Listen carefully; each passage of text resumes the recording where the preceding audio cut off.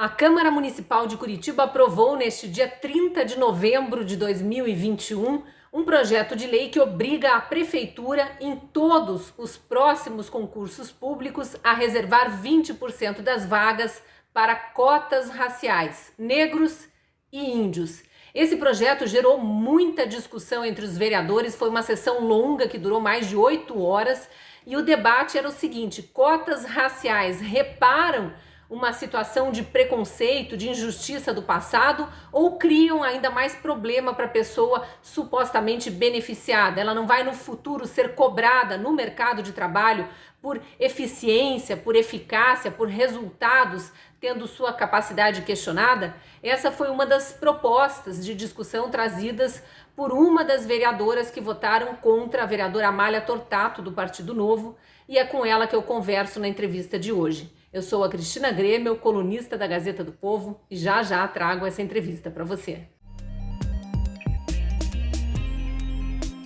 Então, eu estou aqui com a vereadora Amália Tortato, que foi um dos 6 votos contra esse projeto, mas não ser contra apenas por ser contra. Ela apresentou uma proposta que era uma substituição das cotas raciais por cotas sociais. Obrigada, viu, Amália, por achar um espacinho na agenda aí para falar conosco, com os leitores da Gazeta do Povo, com os espectadores, e explicar o que era essa tua proposta, afinal, que tem mais a ver, eu acho, com dignidade da pessoa humana do que dignidade de determinadas raças, como se propôs efetivamente no projeto original, né? Exatamente, eu que agradeço pelo espaço, pela oportunidade de estar compartilhando aqui com vocês essa nossa posição, e foi exatamente isso, né? O que nós batemos muito com relação a ser contra a questão das cotas, usando o critério étnico-racial, é justamente isso. Esse é um critério que é muito subjetivo, é um critério que vai colocar o candidato de frente para uma banca, que é chamada de tribunal racial, que no projeto tem um nome mais bonitinho, que é heteroidentificação baseado na fenotipia, mas nada mais é do que colocar o candidato de frente para pessoas que vão julgar essa pessoa baseado na sua aparência física. Um julgamento, né, Cristina, que a população negra já sofre tanto diariamente, todos os dias, julgamentos por causa de aparência física, e a gente está reforçando isso, colocando mais uma vez esse candidato de frente para uma banca que vai dizer, com base na cor da pele, no formato do nariz, na espessura dos lábios, se aquele candidato pode ou não ocupar uma cadeira que foi disponibilizada por meio das cotas. Então, isso, na minha avaliação, é muito degradante, muito humilhante, e nenhuma pessoa deveria passar por isso, né? E aí você tentou uma alternativa, né? Não foi aquela crítica vazia, você trouxe uma solução e apresentou ali em plenário. Explica o que seria a cota social.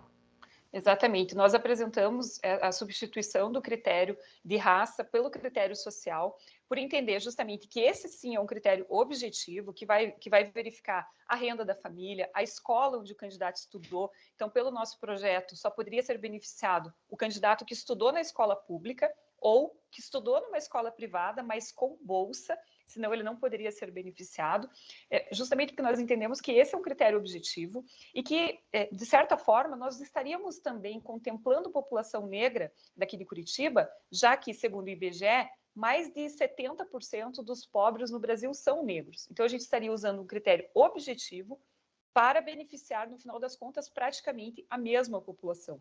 A gente tentou fazer, a gente fez, na verdade, esse substitutivo geral. Esse projeto foi votado também ontem. Na verdade, ele foi apreciado ontem no plenário, mas como a cota racial acabou sendo aprovada, o substitutivo que tinha a cota social acabou caindo e acabou nem sendo votado, né? Mas ele estava ontem disponível como opção também para os vereadores, mas infelizmente o plenário da Câmara preferiu adotar o critério racial ao invés do critério social.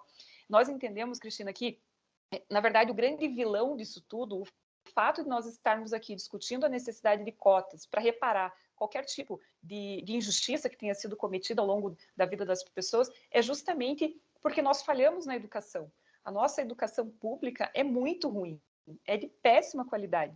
Se a gente olhar, por exemplo, o resultado do PISA de 2018, salvo engano, a gente vai perceber que, na média geral, o Brasil ocupa ali a posição 56, mais ou menos.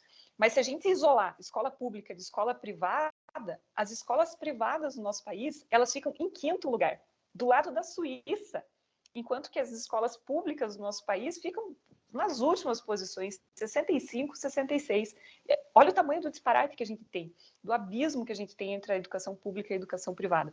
E é justamente essa péssima educação pública que a gente oferece que gera essas distorções lá na frente, e aí faz com que a gente tenha que discutir cota para tentar reparar algum eventual prejuízo que essas pessoas sofreram ao longo de suas vidas. Então, isso tudo está ligado com o quê? Com questão social.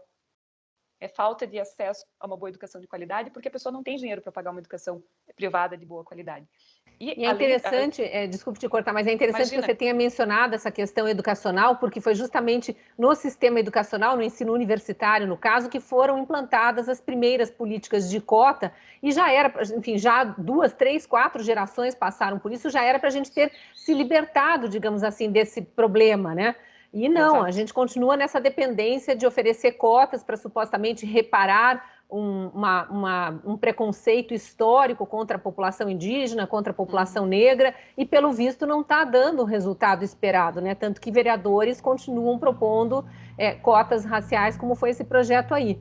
Mas aí eu queria puxar o gancho também, porque eu ouvi parte do teu discurso feito em plenário, eu queria puxar o gancho para aquela questão que você colocou, que muda o nome de cotas raciais para cotas sociais, mas como você mesma trouxe aí a estatística do IBGE, como a maior parte da população na linha de pobreza é negra, parda ou indígena, então a gente acaba, na verdade, trocando o nome, mas atingindo o mesmo público. O que seria diferente, então, se fosse aprovada a cota social e não a racial? Na minha avaliação, a principal diferença é você ter esse critério objetivo, é você não ter que colocar nenhuma pessoa de frente para uma banca que vai te dizer, baseado nas tuas características físicas, se você pode ou não ocupar aquela vaga. Como eu disse, a população negra já é uma população que sofre com racismo. A gente não está aqui negando o racismo, que o racismo não existe, falando que o racismo não existe ou qualquer coisa parecida. Sim, ele existe. O que nós estamos fazendo é justamente reforçar ainda mais. Nós estamos fazendo essa pessoa passar mais uma vez por uma humilhação de ser avaliada pela cor da sua pele. Isso é muito triste, assim, na minha avaliação, que a nossa Casa Legislativa aqui tenha assinado embaixo da criação de um tribunal racial. E em outros países onde cotas étnico-raciais são implantadas há muito mais tempo, não só nas universidades, mas também para entrada no mercado de trabalho, o resultado que se tem, e isso é pesquisa, não é achismo, o resultado que se tem é justamente o oposto do esperado. O racismo aumenta ainda mais, a discriminação aumenta ainda mais, porque aí esses profissionais, eles são excluídos, por exemplo, professores em universidades negros são excluídos de pesquisas importantes porque têm a sua capacidade questionada, embora sejam pessoas competentes. Então, olha só o que olha só o que isso gera, o que a gente está permitindo que aconteça aqui no município de Curitiba.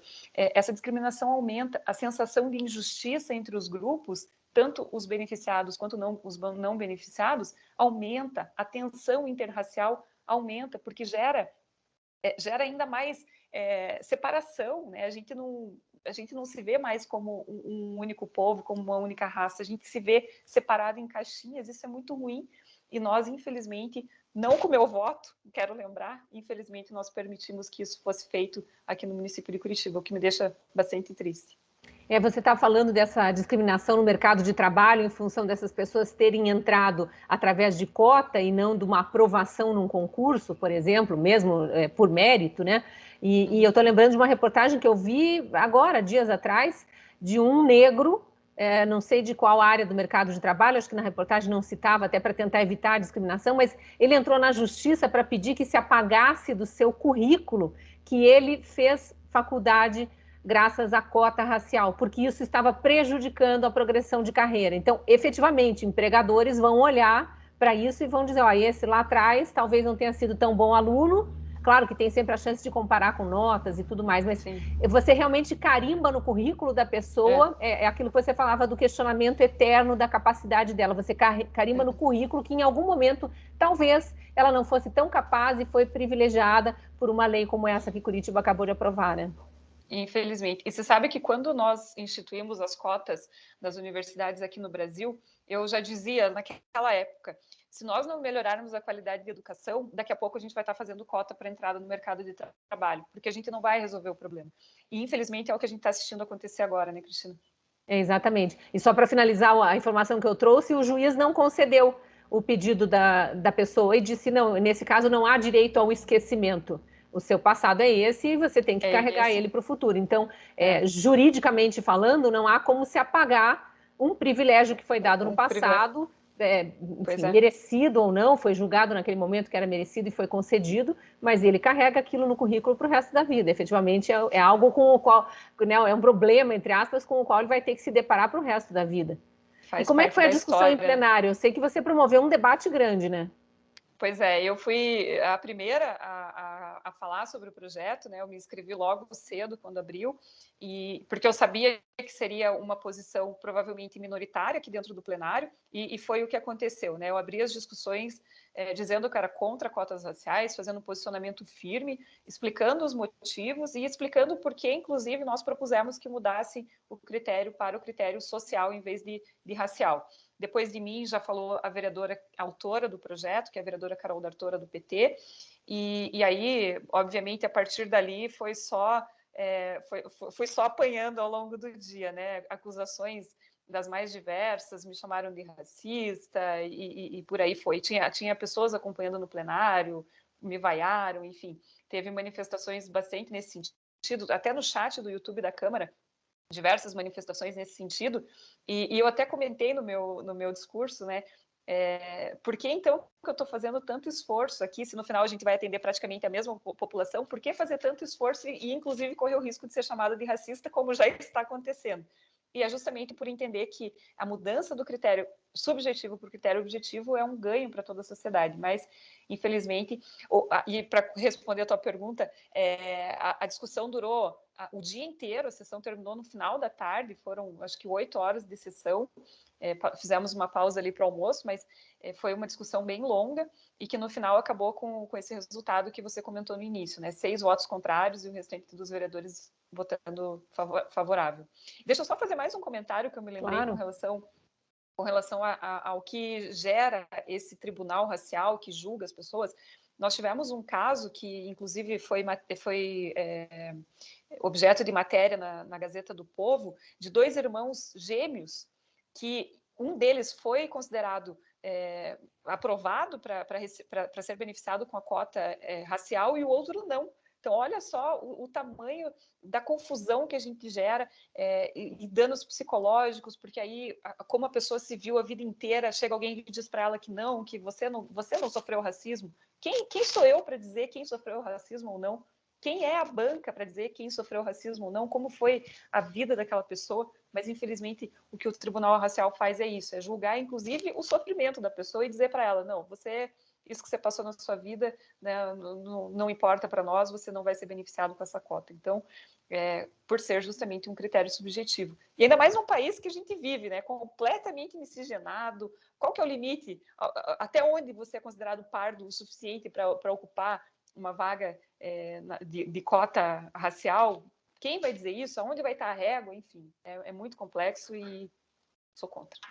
E a discussão promete avançar pelos próximos anos conforme isso for se refletindo no mercado de trabalho público, né? Porque agora é o serviço público que precisa obrigatoriamente, serviço público municipal, que precisa obrigatoriamente destinar 20% das vagas em todo e qualquer concurso público para negros e índios. Lembrando que índio praticamente não existe em Curitiba, então provavelmente essas cotas vão ser ocupadas somente por negros e vão estar no serviço público, professores, médicos, pessoal administrativo das várias secretarias, enfim.